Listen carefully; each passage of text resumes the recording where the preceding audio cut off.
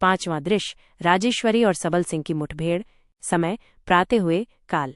राजेश्वरी अपनी गाय को रेवड़ में ले जा रही है। सबल सिंह से उसकी मुठभेड़ होती है। सबल, आज 3 दिन से मेरे चंद्रमा बहुत बलवान हैं। रोज एक बार तुम्हारे दर्शन हो जाते हैं, मगर आज मैं केवल देवी के दर्शनों ही से संतुष्ट न हूँगा, कुछ वरदान भी लूंगा। राजेश्वरी असमंजस में पड़कर इधर उधर ताकती है और सिर झुकाकर खड़ी हो जाती है।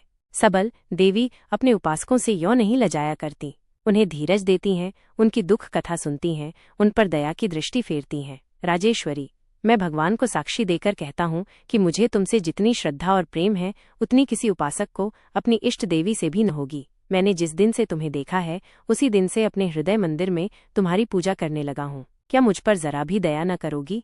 राजेश्वरी, दया आपकी चाहिए, आप हमारे ठाकुर हैं, मैं तो आपकी चेरी हूँ। अब मैं जाती हूँ। गाय किसी के खेत में पैठ जाएगी, कोई देख लेगा तो अपने मन में न जाने क्या कहेगा। सबल, तीनों तरफ अरहर और ईख के खेत हैं, कोई नहीं देख सकता, मैं इतनी जल्द तुम्हें न जाने दूंगा। आज महीनों के बाद मुझे ये सुअवसर मिला है, बिना वरदान लिए न छोड़ूंगा। पहले यह बतलाओ कि इस काक मंडली में तुम जैसी हंसनी क्यों करा पड़ी? तुम्हारे माता पिता क्या करते हैं? राजेश्वरी, ये कहानी कहने लगूंगी तो बड़ी देर हो जाएगी, मुझे यहाँ कोई देख लेगा तो अनर्थ हो जाएगा। सबल, तुम्हारे पिता भी खेती करते हैं? राजेश्वरी, पहले बहुत दिनों तक टापू में रहे, वहीं मेरा जन्म हुआ। जब वहाँ की सरकार ने उनकी जमीन छीन ली तो यहाँ चले आए, तब से खेतीबाड़ी करते हैं। माता का देहांत हो गया, मुझे याद आता है कुंदन का सा रंग था, बहुत सुंदर थी। सबल, समझ गया। तृष्णापूर्ण नेत्रों से देखकर तुम्हारा तो इन गंवारों में रहने से जी घबराता होगा। खेतीबाड़ी की मेहनत भी तुम जैसी कोमलांगी सुंदरी को बहुत अखरती होगी। राजेश्वरी, मन में ऐसे तो बड़े दयालु और सज्जन आदमी हैं, लेकिन निगाह अच्छी नहीं जान पड़ती, इनके साथ कुछ कपट व्यवहार करना चाहिए।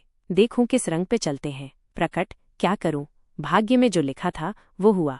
सबल, भाग्य तो अपने हाथ का खेल है, जैसे चाहो वैसा बन सकता है। जब मैं तुम्हारा भक्त हूँ तो तुम्हें किसी बात की चिंता न करनी चाहिए। तुम चाहो तो कोई नौकर रख लो, उसकी तलब मैं दे दूंगा। गांव में रहने की इच्छा न हो तो शहर चलो, हलधर को अपने यहाँ रख लूंगा, तुम आराम से रहना। तुम्हारे लिए मैं सब कुछ करने को तैयार हूँ, केवल तुम्हारी दया दृष्टि चाहता हूँ। राजेश्वरी, मेरी इतनी उम्र गुजर गई, लेकिन परमात्मा जानते हैं कि आज तक मुझे न मालूम हुआ कि प्रेम क्या वस्तु है। मैं इस रस के स्वाद को जानता ही न था, लेकिन जिस दिन से तुमको देखा है प्रेमानंद का अनुपम सुख भोग रहा हूँ।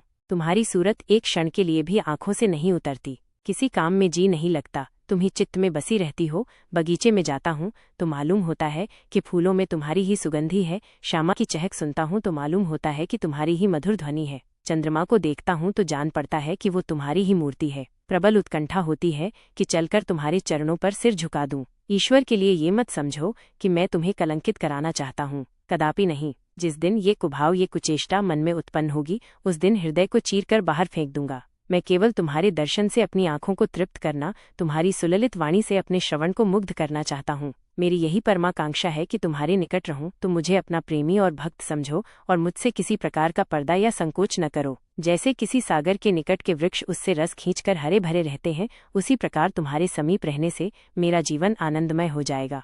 चेतनदास भजन गाते हुए दोनों प्राणियों को देखते चले जाते हैं। राजेश्वरी, मन में मैं इनसे कौशल करना चाहती थी, पर न जाने इनकी बातें सुनकर क्यों हृदय पुलकित हो रहा है। एक एक शब्द मेरे हृदय में चुभ जाता है। प्रकट ठाकुर साहब, एक दीन मजूरी करने वाली स्त्री से ऐसी बातें करके उसका सिर आसमान पर न चढ़ाइए, मेरा जीवन नष्ट हो जाएगा। आप धर्मात्मा हैं, जसी हैं, दयावान है। आज घर घर आपके यश का बखान हो रहा है। आपने अपनी प्रजा पर जो दया की है उसकी महिमा मैं नहीं गा सकती, लेकिन ये बातें अगर किसी के कान में पड़ गईं तो यही प्रजा जो आपके पैरों की धूल माथे पे चढ़ाने को तरसती है, आपकी बैरी हो जाएगी, आपके पीछे पड़ जाएगी। अभी कुछ नहीं बिगड़ा है, मुझे भूल जाइए। संसार में एक से एक सुंदर औरतें हैं, मैं गंवारिन हूँ, मजूरी करना मेरा काम है। इन प्रेम की बातों को सुनकर मेरा चित्त ठिकाने न रहेगा, मैं उसे अपने बस में न रख सकूंगी। वह चंचल हो जाएगा और न जाने उस अचेत दशा में क्या कर बैठे। उसे फिर नाम की, कुल की, निंदा की लाज न रहेगी। प्रेम बढ़ती हुई नदी है, उसे आप ये नहीं कह सकते कि यहाँ तक चढ़ना, इसके आगे नहीं चढ़ाव होगा तो वो किसी के रोके न रुकेगी। इसलिए मैं आपसे विनती करती हूँ कि यहीं तक रहने दीजिए। मैं अभी तक अपनी दशा में संतुष्ट हूँ, मुझे इसी दशा में रहने दीजिए। अब मुझे देर हो रही है, जाने दीजिए। सबल, राजेश्वरी, प्रेम के मद से मतवाला आदमी उपदेश नहीं सुन सकता। क्या तुम समझती हो कि मैंने बिना सोचे समझे इस पथ पर पग रखा है? मैं 2 महीनों से इसी हैस-बैस में हूँ। मैंने नीति का, सदाचरण का, धर्म का, लोकनिंदा का आश्रय लेकर देख लिया। कहीं संतोष न हुआ, तब मैंने ये पथ पकड़ा। मेरे जीवन को बनाना बिगाड़ना अब तुम्हारे ही हाथ है। अगर तुमने मुझ पर तरस न खाया तो अंत यही होगा कि मुझे आत्महत्या जैसा भीषण पाप करना पड़ेगा, क्योंकि मेरी दशा असह्य हो गई है। मैं इसी गांव में घर बना लूंगा, यहीं रहूंगा। तुम्हारे लिए भी मकान, धन संपत्ति, जगह जमीन, किसी पदार्थ की कमी न रहेगी। केवल तुम्हारी स्नेह दृष्टि चाहता हूँ।